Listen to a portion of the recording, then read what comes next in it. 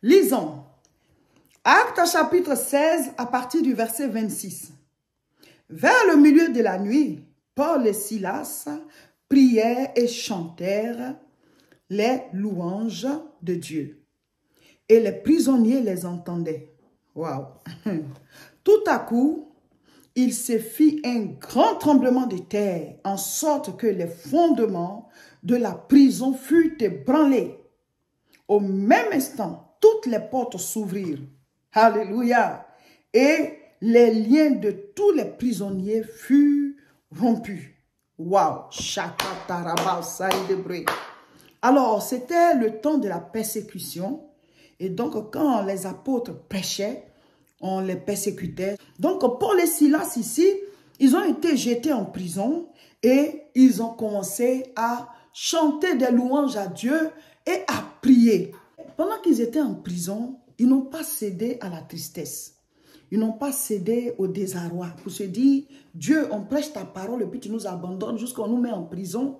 Parce que c'est la première réaction que nous avons souvent quand nous vivons des situations difficiles, quand nous avons des épreuves, quand des attaques se présentent à nous.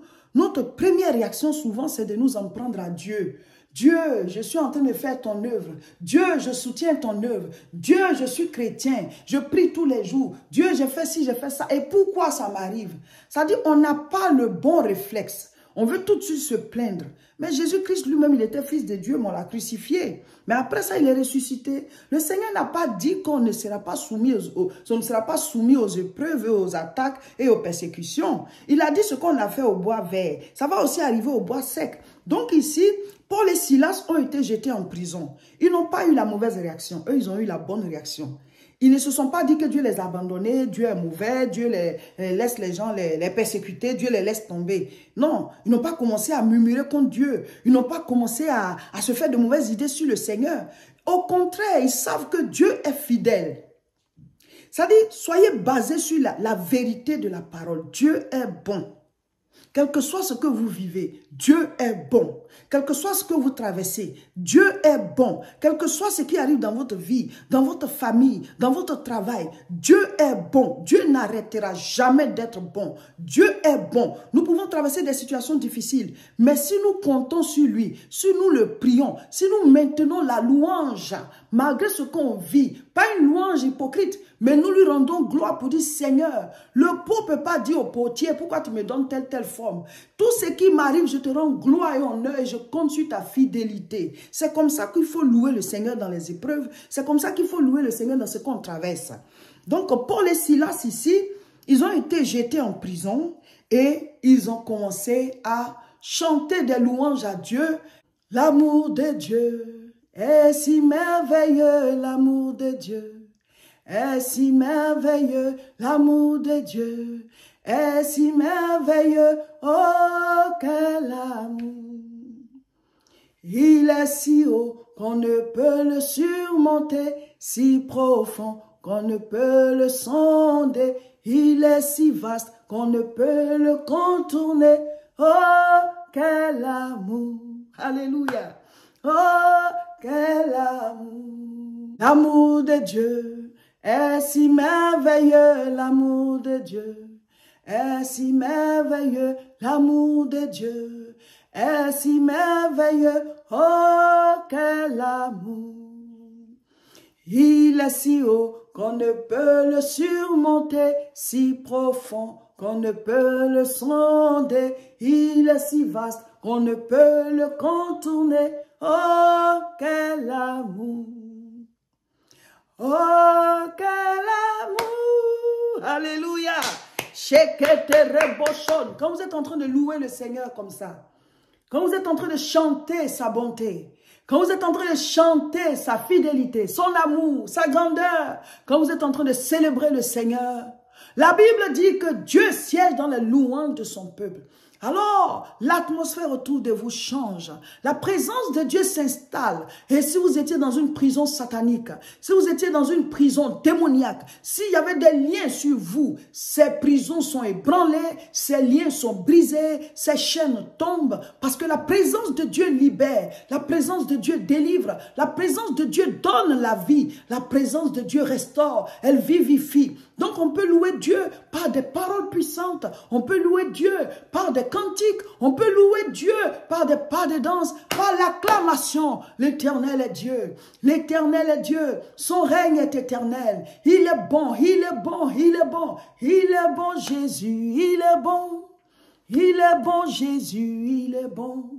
Il est bon Jésus, il est bon. Il m'a donné la vie. Oh, il est bon Jésus, il est bon. Oh, il est bon Jésus, il est bon.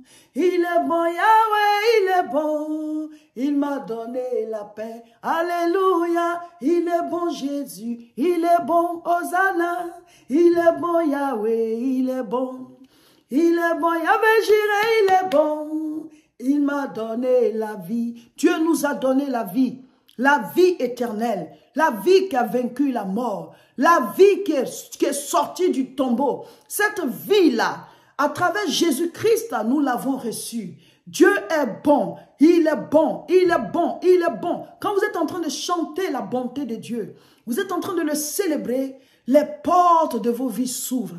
La grâce de Dieu s'installe. Sa présence, son règne, sa gloire. Son règne donne la vie, son règne donne la joie, son règne donne la prospérité, la protection, la longévité, la guérison. Je proclame que quiconque est dans une prison satanique, sa vie maintenant est libérée. Ces portes-là sont brisées. Les portes de ces prisons sont brisées. Les portes de ces prisons sont brisées. Elles sont ébranlées. Vous êtes libérés de ces prisons. Les chaînes tombent de vos pieds, de vos mains, de vos vies. Toute prison est ébranlée, ébranlée, ébranlée, ébranlée au nom de Jésus. Donc quand les apôtres prêchaient, on les persécutait.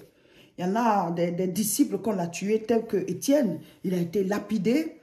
Et puis, entre-temps, l'apôtre Paul, qui s'appelait Saul, lui aussi faisait partie des persécuteurs. Il faisait attraper les chrétiens, il les envoyait en prison. Et Jésus s'est révélé à lui pendant qu'il allait, voilà, encore dans une autre ville pour aller attraper d'autres, pour pouvoir venir faire d'eux des prisonniers. Et le Seigneur s'est révélé à lui sur la route de Damas, là où il partait saisir d'autres chrétiens. Et depuis ce jour, Saul est devenu lui aussi apôtre du Seigneur, lui aussi il est devenu serviteur de Dieu, donc on l'appelle Paul. Et donc Paul a commencé à prêcher. Et Silas, il faisait partie aussi des frères et sœurs qui avaient l'habitude de prêcher, l'équipe, voilà, des apôtres, puis des disciples. Parce qu'il y avait 12 apôtres, mais Judas, il était mort. Et ils ont remplacé Judas. Et les autres qui étaient autour aussi, c'était des disciples qui marchaient avec Jésus et qui ont accepté aussi Jésus après le départ du Seigneur. Donc tous ceux-là étaient ensemble et Paul les a rejoints. Donc ici, les gens ont attrapé Paul et Silas parce qu'ils étaient en train de prêcher et on les a jetés en prison. Actes chapitre 16, à partir du verset 25. Vers le milieu de la nuit, Paul et Silas priaient et chantaient les louanges de Dieu. Et les prisonniers les entendaient. Alléluia. Je vais d'abord m'arrêter là. Vous voyez, ce sont des gens qui ont l'habitude de prier. Ce sont des gens qui ont l'habitude de louer Dieu. Ça fait partie de leur vie. Ils ont été jetés en prison dans la journée. Et puis, la nuit est arrivée. Peut-être ils ont dormi jusqu'à un certain moment. Ils se sont levés pour commencer à prier, pour commencer à louer Dieu. Ça prouve que ça fait partie de leurs habitudes. Habituez-vous à célébrer le Seigneur. Faites un programme pour que vous puissiez prier tous les jours.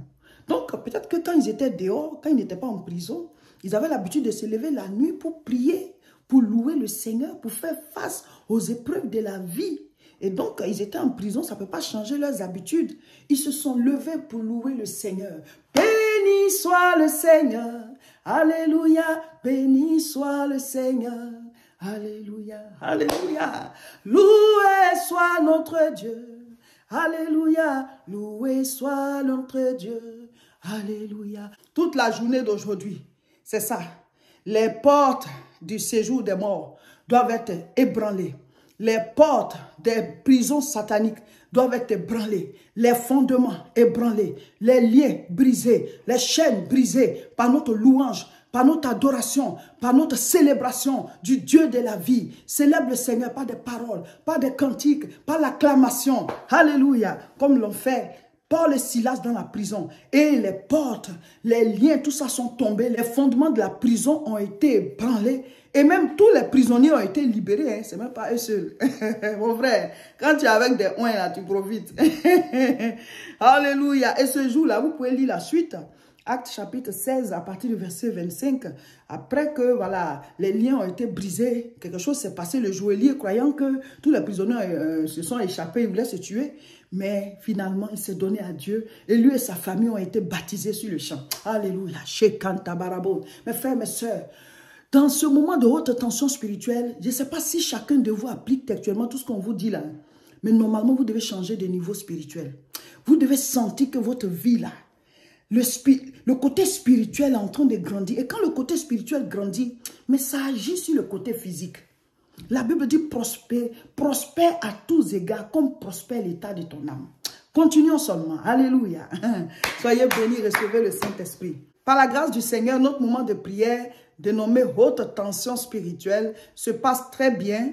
Vous pouvez nous rejoindre, on n'est pas en jeûne. Ce sont des temps de prière intenses où on médite la parole de Dieu, on fait des combats spirituels et chaque jour on a un sujet et nous-mêmes, chacun doit avoir une liste de 10 sujets et le sujet qu'on vous donne, ça fait 11 et on prie tous les jours, 2 fois, soit une fois dans la journée, une fois dans la soirée, une fois dans la journée, il faut garder le rythme.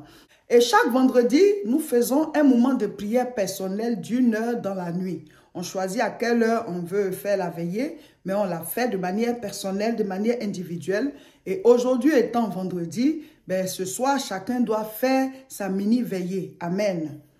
Le sujet de prière d'aujourd'hui est « Par la louange, les fondements des prisons sataniques sont ébranlés et je suis libéré, ma famille est libérée au nom de Jésus. » C'est juste des paroles, hein? Mais c'est parole contre parole. Si spirituellement parlant, on avait proclamé des paroles qui étaient comme des prisons, des limites, des liens. Par la parole au nom de Jésus, on annule, on brise, on consume, on brise les barrières. On ébranle les prisons sataniques.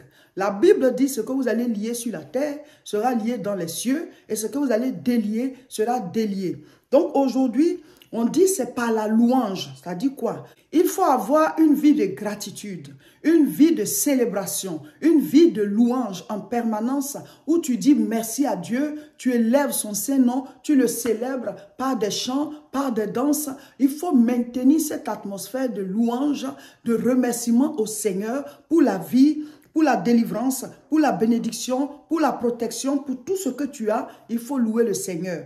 Et aujourd'hui, nous devons louer le Seigneur dans la prière, nous devons le louer par des chants, par des danses et ébranler les prisons sataniques, ébranler les prisons démoniaques, ébranler les prisons de sorcellerie. La louange ébranle les portes du séjour des morts. La louange brise les prisons sataniques. La louange ouvre les portes. La louange brise les chaînes, brise les liens. Par nos paroles, nous devons louer le Seigneur. Par nos chants, nous devons louer le Seigneur. Aujourd'hui, nous lisons Michée chapitre 3. Mettez en commentaire ce que vous avez compris. Et ce soir, que personne n'oublie de faire sa mini-veillée d'1 heure. Vous louez le Seigneur par des paroles, par des cantiques, par l'adoration, par la célébration. Même si c'est tout doucement, vous et lui. Mais vous pouvez lui dire des paroles fortes.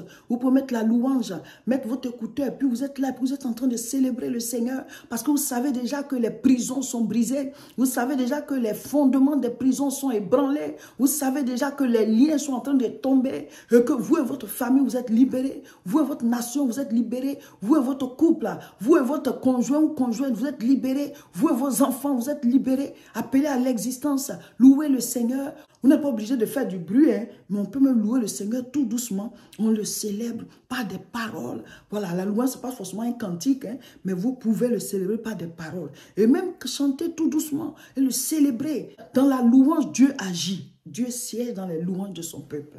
Amen. Voilà, haute tension spirituelle, ça continue. Notre jeûne et prière, ce sera dans le mois de janvier. Préparez-vous, ce sera du 9 au 29 janvier. Voici la date. On commence le jeûne le 9 janvier, on finit le 29. C'est tous les jours de 6h à 18h. À partir de 6h, quel que soit le pays où tu es, tu ne manges plus. Quand il est 6h chez toi, tu ne manges plus. Voilà, on va donner toutes les informations à travers une vidéo qu'on va faire, mais on vous donne les dates maintenant. Du 9 au 29 janvier 2023, nous allons faire un temps de jeûne et prière de 21 jours. Il y a ceux qui ont l'habitude de le faire avec nous, et puis à ceux qui nous suivent mais qui ne le font pas, et puis à ceux qui viennent de nous rejoindre. On donne l'information à vous tous. Prenez courage, dites-vous, je dois aussi faire ce jeûne. Maintenant, ceux qui ont des problèmes particuliers, vous pourrez adapter ce jeûne. Par exemple, si vous faites un traitement, vous allez adapter, mais il faut que vous soyez dans le bain, il faut que vous soyez dans le rythme, il faut que vous soyez dans le train avec nous. On commence le 9 janvier, c'est encore loin. On aura l'occasion de revenir sur l'information et de faire une vidéo pour pouvoir vous donner toutes les informations. Mais préparez-vous, commencez à parler à vos ventres comme on le fait d'habitude. Parlez à vos ventres. Le 9 janvier 2023, on commence le jeûne jusqu'au 29. Que Dieu vous bénisse. Tous ceux qui font la formation l'école des disciples, il y a cours demain. Demain, samedi 17 décembre 2022. À 14h30, c'est le niveau 1. 17h, le niveau 2. Toujours dans la même salle à Aubervilliers. 29 rue Sadi Carnot, Aubervilliers. Donc, tous là-bas, vous tous qui êtes inscrits, venez pour faire le cours. Que Dieu vous bénisse. Le dimanche 25 décembre 2022, à partir de 10h, il y aura un culte spécial dédié aux enfants.